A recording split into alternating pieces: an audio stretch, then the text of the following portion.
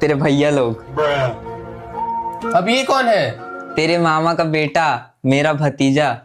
वो बचपन से थोड़ा मेंटली डिस्टर्ब है ना।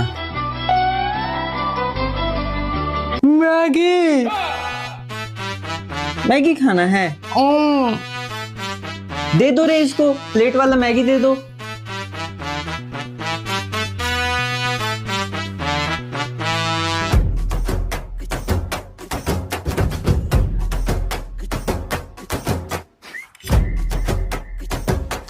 अबे छोटा छोटा बाइट लेना बे, तुरंत खत्म हो जाएगा।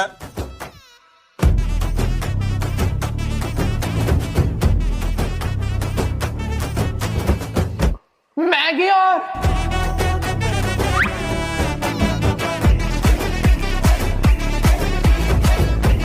मैगी खाता हूँ, मैगी खाता हूँ।